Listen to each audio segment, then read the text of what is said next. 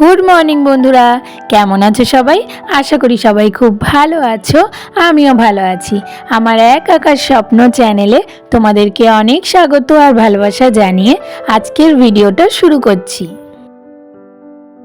আজকে হলো সোমবার আর তার সাথে আজকে হলো লক্ষ্মী পুজো। তো আজকে সারা দিনটা কিভাবে কাটাই সেই গল্প তো তোমাদের সাথে করবই। তার আগে তোমাদেরকে বলবো, তোমরা যারা যেখান থেকেই আমার ভিডিওটা দেখছো প্লিজ একটু স্কিপ না করে পুরো ভিডিওটা দেখার চেষ্টা করো। আশা করি তোমাদের ভালো লাগবে। আর যদি আমার ভিডিওর কোনো একটা অংশ তোমাদের ভালো লেগে থাকে তাহলে যেসব নতুন বন্ধুরা আছো এখনও পর্যন্ত আমার চ্যানেলটাকে সাবস্ক্রাইব করোনি, তারা প্লিজ আমার চ্যানেলটাকে সাবস্ক্রাইব করে দিও। তো আজকে হলো লক্ষ্মী পুজো আর এই লক্ষ্মী পুজোই না আমার কাছে খুব ভালো লাগার একটা জায়গা ছিল। কারণ লক্ষ্মী পুজোতে এই আলপনা দেওয়া, নাড়ু বানানো, খইয়ের উপরা বানানো, ফল সাজিয়ে দেওয়া, পাঁচালি পরা, এই সব কিছু বেশ ভালো লাগার একটা জায়গা আমার ছিল। কিন্তু এখন আর নেই, কারণ এখন আর আমাদের বাড়িতে লক্ষ্মী পুজো হয় না। ছোটবেলা থেকেই আমার জানো তো এই পুজোর কাজ এইসব করতে না খুব ভালো লাগে। আর তার জন্য অনেক সময় আমার মামাতো দাদা দিদিরা আমার সাথে খুব মজা করতো, ইয়ার্কি করতো, আমাকে খ্যাপাতো। তো তারপরেও আমার জানি না কেন এই পুজোর জিনিসটা আমার খুব ভালো লাগে। তো বিয়ের আগে আমার শাশুড়ি মা না ওই মূর্তি এনে কোনোদিন পুজো করেনি, তবে ঘরে যে ঠাকুরের ফটোটা ছিল লক্ষ্মী ঠাকুরের, সেই ফটোটাতে উনি ওনার মতো করে যা পারতেন সেই সব কিছু দিয়ে পুজো করতেন। তো আমি আসার পর আমার একটু ইচ্ছে হয়েছিল যে ঠাকুরমশাই দিয়ে পুজো করার। তো তার জন্য আমি আর নতুন করে ঠাকুর আনিনি, মানে মূর্তি কোনো এনে পুজো করিনি, ওই ফটোটাতেই ঠাকুরমশাই দিয়ে পুজো দিয়েছিলাম। ওই 2 থেকে 3 বছর মতো পুজো দিতে পেরেছিলাম। তারপরে আমার শাশুড়ি মা মারা যান। তো সেই তারপর থেকে আর আমাদের বাড়িতে লক্ষ্মী পুজো হয় না এখন আর। আর আমার সিংহাসনে তো দেখেইছো তোমরা লক্ষ্মী ঠাকুর নেই। কারণ আমি আগেও একবার হয়তো বলেছি, কারণ আমার শাশুড়ি মা বলে গেছিলেন যে 2টো লক্ষ্মী ঠাকুর আনা হবে না, একটাই লক্ষ্মী ঠাকুর থাকবে এই বাড়িতে। তো সেই জন্য আমি আর লক্ষ্মী ঠাকুর নতুন করে পাতিনি, তাই আমাদের বাড়িতে লক্ষ্মী পুজো আর হয় না। বলতে পারো আমার শাশুড়ি মা চলে গেছেন আর লক্ষ্মী পুজোও উঠে গেছে। তো যাই হোক, তবে এই দিনটা না আমার একটু খারাপ লাগে, মনটা অনেক বেশি খারাপ হয়ে যায়। কারণ একটা সময় পুজো দিয়ে এসেছি, তো সেটা যখন এখন দিতে পারি না খুব খারাপ লাগে। তো সেই জন্য আগের বছর না আমি লক্ষ্মী পুজোর দিন চলে গেছিলাম দীঘাতে।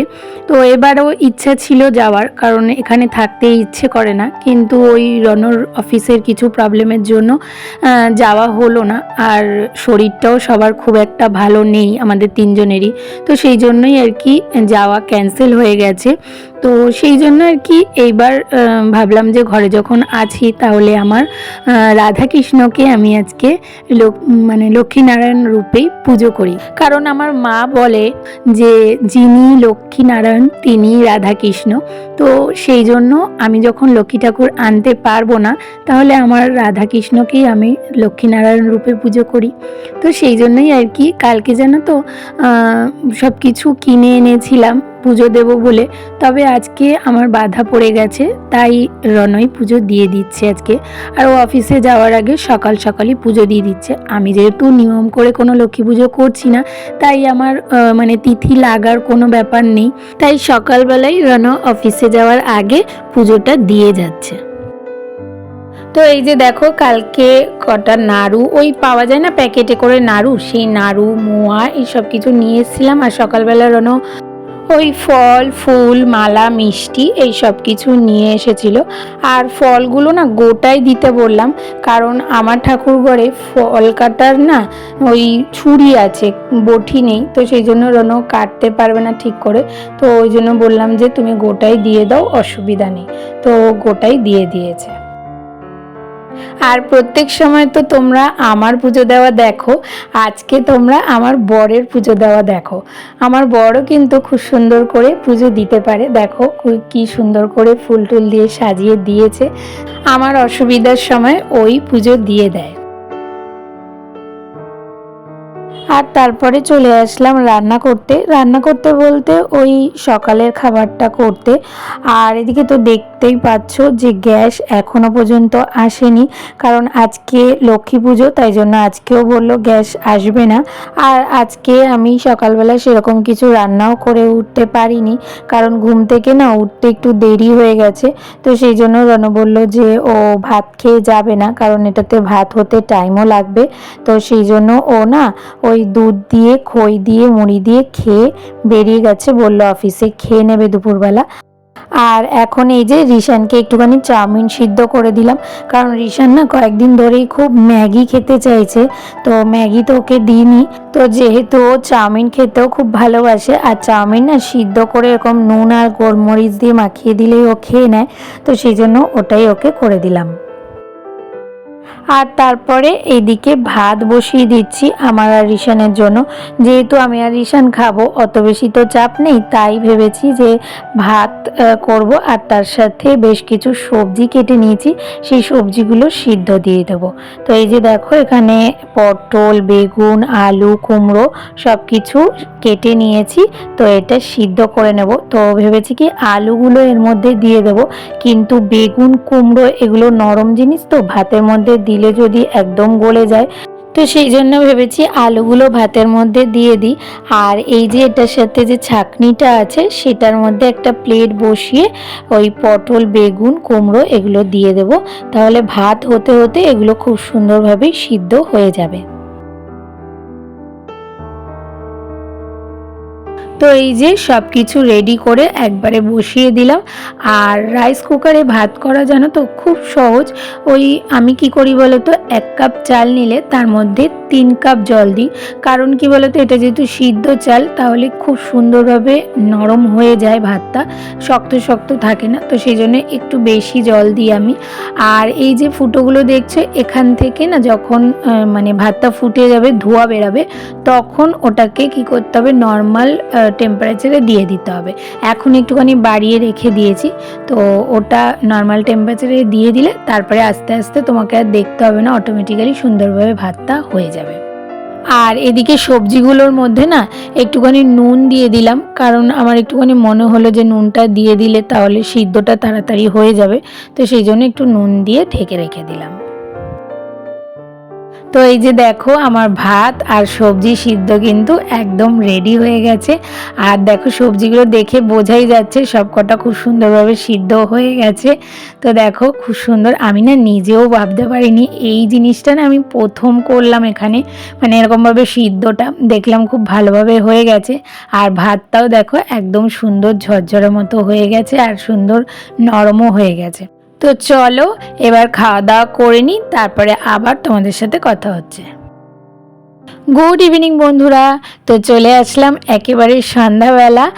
আর এখন বাজে প্রায় 8টা মতো। রনা অফিস থেকে আসলো, তারপরে একটুখানি বেরিয়ে পড়েছি, কারণ ওই যে বললাম আমার একটু এই দিনটা মনটা খুবই খারাপ লাগে, সন্ধ্যাবেলাটা আরও বেশি মন খারাপ লাগে, চারিদিকে যখন পুজো হতে শুনি না মনটা খুবই খারাপ লাগে। তো সেই জন্যই আর কি চলে আসলাম। আর এসেই এই জুতোর দোকানে চলে এসেছি, কারণ নিজের জন্য একটুখানি জুতো কিনবো। আর আমাদের মেয়েদের দেখবে একটু কিছু কেনাকাটি করলে মনটা একটু ভালো হয়ে যায়, তো সেই জন্য সেই কাজটাই করতে চলে আসলাম। তো এই যে দেখো এখান থেকে ভেবেছি একটা পাম শু টাইপের জুতো নেব। আমার না রেগুলার বা টুকটাক কোথাও যাওয়ার জন্য চটি আছে, কিন্তু এই পাম শুগুলো দেখলাম নষ্ট হয়ে গেছে, তো সেই জন্য ভাবলাম যে একটা কিনে নিই। তো এই যে দেখো দুখানা জুতো আমার পছন্দ হয়েছে, বুঝতে পারছি না কোনটা নেব। তো তোমাদের কোনটা ভালো লাগছে অবশ্যই কিন্তু কমেন্ট করে জানিও। আর তারপরে রিশানের জন্য এই জুতোটা দেখা হচ্ছে। আসলে রিশানের না জুতো আছে, কিন্তু ওই পাঞ্জাবির সাথে পরার মতো কোনো জুতো নেই। আর রিশান না এবার অনেকগুলো পাঞ্জাবি পেয়েছে, তো কালী পুজোর সময় পাঞ্জাবি পরতে হবে, আর পুজোর সময় কিনবো করে না আর কেনা হয়নি, তো সেই জন্য এখন একটা নিয়ে নিলাম। আর তারপরে এখানে দেখো গাছের তলায় কতগুলো লক্ষ্মী সরস্বতী ঠাকুর রাখা। তো রিশান দেখে বলছিল যে মামাম চলো একটুখানি দেখবো, কারণ রিশান না কি জানি প্রচণ্ড ঠাকুর দেখতে পছন্দ করে, ঠাকুরের কি বাহন আছে কি আছে সাথে এইসব দেখতেও পছন্দ করে আর হাজার হাজার প্রশ্ন করে। তো সেই জন্যই আর কি ওর জন্য একটু এগুলো দেখতে আসলাম। আর তোমাদেরকে বলেছিলাম না যে আমাদের গোড়াবাজারেই একটা বাজার কলকাতা খুলেছে নতুন, তো পুজোর সময় তো এসেছিলাম কিন্তু এত ভিড় ছিল যে ঠিকমতো কিছু দেখতেই পারিনি। তার জন্য আজকে ভাবলাম যে চলো একটুখানি দেখে নিই। তো এসে দেখলাম যে বেশ শীতের জিনিস উঠে গেছে জানো তো। আর এদিকে রিশান ওর বুবুকে জামা মেপে দেখছে, ওকে যেহেতু ওর বুবু জামা মেপে দেখে তো সেই জন্য ও ওর বুবুকে জামা মেপে দেখছে। আর তারপরে চলে এসেছিলাম একটুখানি ধোপা পুকুরে। আমাদের গোড়াবাজারেই না একটা এরকম বড় ঝিল মতো আছে, ঝিল বলো বা পুকুর বলো, তো এটা আছে। তো এটাকে বলে ধোপা পুকুর। জানি না আমাদের জন্মের আগেও হয়তো এখানে ধোপারা কাপড় কাচতো, তাই জন্য এটাকে ধোপা পুকুর বলে। তো এখানে বেশ একটু শান্তির জায়গা বলতে পারো, মনটা বেশ বসে ভালো লাগে। তো সেই জন্যই এসেছিলাম। তো নর্মাল দিনে খুব একটা মানে শান্ত থাকে না, খুব ভিড় থাকে, কারণ এখানে যেহেতু এই যে পার্কটা আছে সাথে, তো বাচ্চারা আসে, চিল্লামিল্লি এইসব তো থাকেই। তো আজকে যেহেতু লক্ষ্মী পুজো সেই জন্য আজকে একটু ফাঁকা ফাঁকাই ছিল। তো ওইদিকে কিছুক্ষণ বসে তারপরে রিশান বলল যে একটুখানি ও পার্কে চড়বে স্লিপে, তো সেই জন্য আর কি এদিকটা এসেছিলাম। আর তারপরে অনেকটা রাত হয়ে গেছে, প্রায় 10টা বেজে গেছিলো, তো সেই জন্য বাড়ি চলে আসলাম। আর এদিকে দেখো পুজো করিনি তো কি হয়েছে, কত প্রসাদ ঘরে এসে গেছে। দেখো সব আলাদা আলাদাভাবে ছিল, তো আমি না এক জায়গায় গুছিয়ে রেখে দিলাম, কারণ সব তো এখন খেতে পারবো না। তো যেগুলো খেতে পারবো সেগুলো এখানে রাখবো আর বাদ বাকিগুলো ফ্রিজে ঢুকিয়ে দেব। আর আসার সময় জানো তো রুটি কিনে এনেছি, এখানে যেহেতু আলুর দম ছোলার ডাল এইসব আছে তো ওগুলো দিয়ে খেয়ে নেব। আর এই খই নাড়ু মিষ্টি ফল এগুলো আর এখন খাবো না, এগুলো ফ্রিজে রেখে দেব। আর কথায় বলে না যে ভগবান ঠিকই খাবার জোগাড় করে দেয়। তো এই যে দেখো আমি মানে গ্যাস নেই, ঠিকমতো রান্না করতে পারিনি আজকে। আর দেখো এদিকে কত ঘরে খাবার, খেয়ে শেষ করতে পারবো না। তো যাই হোক আজকের মতো আমি ভিডিওটা এখানেই শেষ করব। তাহলে আজকের ভিডিওটা তোমাদের কেমন লাগলো? ভালো লাগলে একটা লাইক কমেন্ট শেয়ার আর সাবস্ক্রাইব করে পাশে থেকো, আর নোটিফিকেশন বেলটাকে অবশ্যই অন করে অল করে দিও। তাহলে দেখা হচ্ছে নতুন একটা ভিডিওর সাথে। ততক্ষণের জন্য তোমরা সবাই খুব ভালো থেকো, সুস্থ থেকো আর অনেক অনেক স্বপ্ন দেখতে থাকো।